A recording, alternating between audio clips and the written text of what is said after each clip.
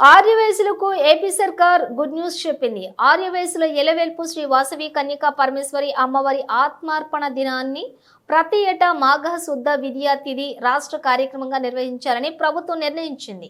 ఈ మేరకు ప్రభుత్వం జీవో నెంబర్ 181 ద్వారా ఉత్తర్వులు జారీ చేసింది. ప్రభుత్వ ఉత్తర్వులపై ఆర్యవైశ్య సంఘాలు సీఎం చంద్రబాబుకు ధన్యవాదాలు తెలిపాయి. ఆర్యవైశ్య కార్పొరేషన్ చైర్మన్ జుండి రాకేష్ ఆధ్వర్యంలో సచివాలయంలో సీఎంను కలిసిన ఆర్యవైశ్య సంఘాల ప్రతినిధులు ప్రభుత్వం నిర్ణయం పట్ల సీఎంకు కృతజ్ఞతలు తెలిపారు. శ్రీ వాసవి కన్యకా పరమేశ్వరి అమ్మవారి ఆత్మార్పణ దినాన్ని అధికారికంగా నిర్వహించాలని నాడు ఆర్యవైశ్య సంఘాలు కోరగా మేనిఫెస్టోలో ఈ మేరకు హామీ ఇచ్చారు. ఆ హామీని నెరవేర్చుతూ ప్రభుత్వం అధికారిక ఉత్తర్వులు ఇచ్చింది. ఈ కార్యక్రమంలో ఆర్యవైశ్య సంఘాల ప్రతినిధులు ఇరుకుల రామకృష్ణ, అరవేటి నిర్మల, సేగు షణ్ముగం, ఎంవిబి గురుప్రభం తదితరులు పాల్గొన్నారు.